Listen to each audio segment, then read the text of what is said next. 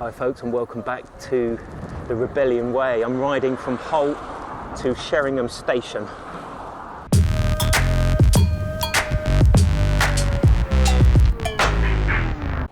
Now, in order to get to Sheringham from Holt, there are a couple of shortcut routes. You could elect to go along the North Norfolk Coast Road, which is probably the most direct.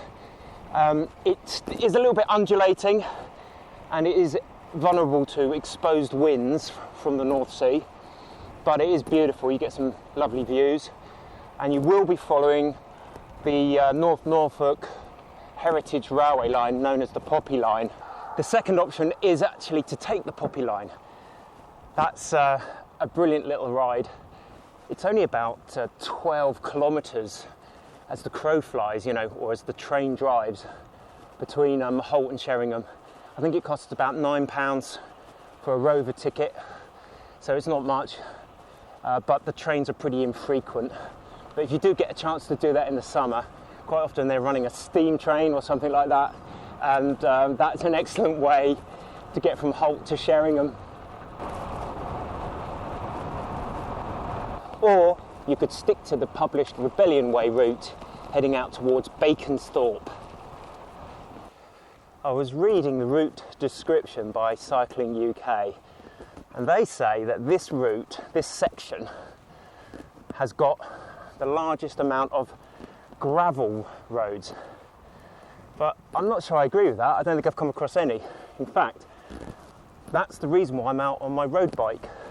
This stage does have some off-road routing, but it's quite easy to divert around it. I just use the open street facility on the mapping of Google, and you can see very easily how to just go around those parts. So if you're on a road bike, or you just don't fancy going off-road, perhaps it's going to be a bit muddy or something, then it is easily achievable.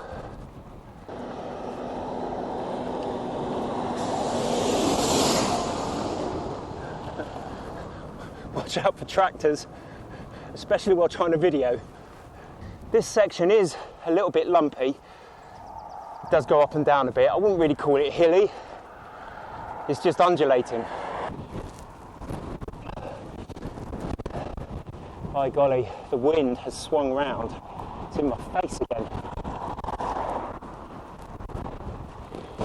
Ah! Wind! See that windmill? Gives you an idea of how strong the wind is. What Norfolk lacks in hills, it makes up for with wind. It's these large open fields. The wind just comes off the North Sea. Seems always a coastal breeze. Folks, the purpose of these videos is just to give you a taste of what the Rebellion Way is like and what it's like to ride in Norfolk. It's a great chance for me to show you some of the historic sites and points of interest. And this next place that we're going up to, BACONSTHORPE, is one of my favourite campsites. I've been bikepacking up to this campsite a couple of times, once by myself, once with some mates of mine from my Cine Velo. And it's wonderful. I can't recommend the campsite highly enough. They were charging £12 a pitch, but they didn't mind if we shared the pitch amongst three of us, so it actually cost me only £4 to stay the night, which is ever so reasonable.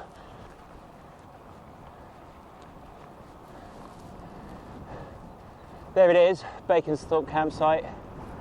Absolutely awesome place. Have I sold it enough to you? Alright, so now a small detour down to the BACONSTHORPE Castle. It's not really a castle, it's what's called a fortified mansion. It was owned by a very prestigious landowning family from around here. They were royalists, and after the English Civil War, when the Roundheads and the parliamentarians won, the landowner was declared delinquent by Parliament, and a lot of his money was seized, a lot of his assets were seized. Unfortunately, the family fell on hard times after that, place kind of fell into disrepair. They sold a lot of the fortifications as aggregate. Anyway, if you'd like to find out a little bit more about BACONSTHORPE campsite, have a look at some drone footage of the castle, then check out my video. I'll put a link up here on the top left.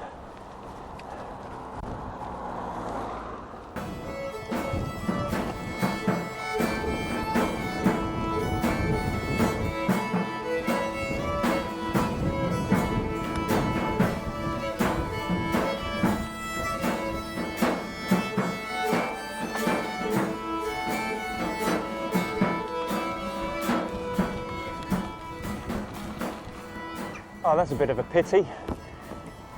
Well, for me at the moment it is. This place is being renovated, so hopefully in a few months, maybe when they're finished, it will be improved access and it will look even nicer than it is. Anyway, this is the family residence of the Hayden family.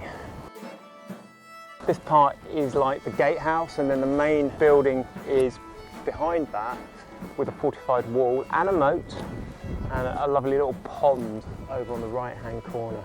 Oh well, such a shame I can't get in there. Never mind.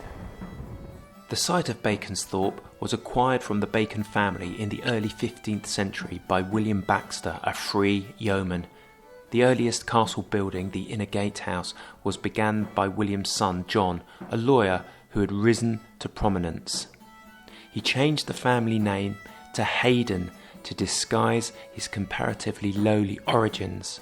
During the turbulent War of the Roses, the Yorkists and Lancasters fought over who should be King of England. John Hayden often switched political allegiances to serve his own ends. He made many enemies who regarded him as shifty, ruthless and grasping.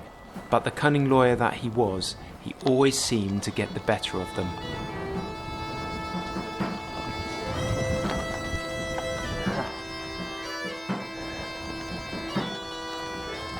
Just look at that field.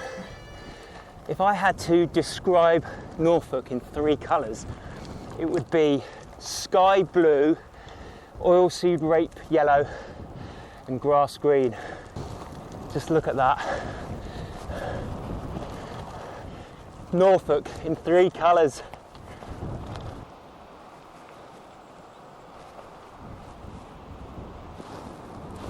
Ha! West Beckham. Not the old English football captain, David Beckham, but West Beckham. Just a few kilometres to go to Sheringham. We're up on the top of the Cromer Ridge. Got to cross the busy A148 and then a descent down into the town.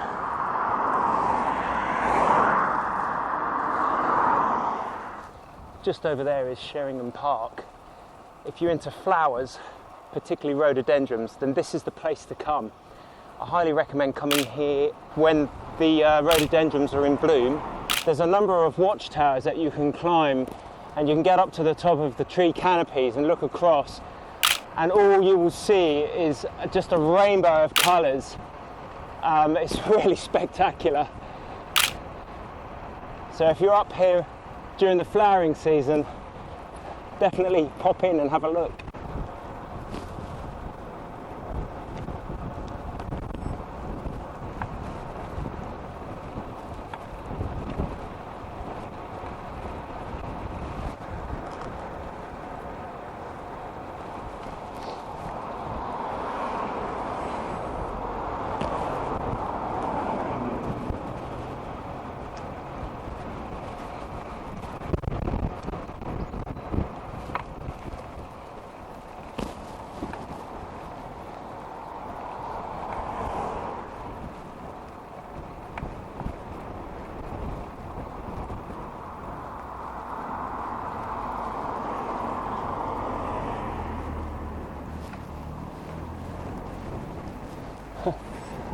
Upper Sheringham. I wonder if that's drinking water.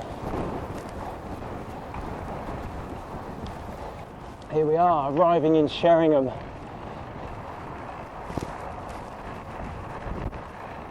If you do elect to come on the Poppy Line, the North Norfolk Railway, then this is where you will end up, at Sheringham. There's a little shunter just pulling out. There's a couple of the steam trains just over there in the sidings. That's definitely worth a visit. I've got to say though, if you're on the train at that speed, yeah, you might be waiting a long time. But perhaps you're lucky enough to catch one of those beasts. Here comes the steam train.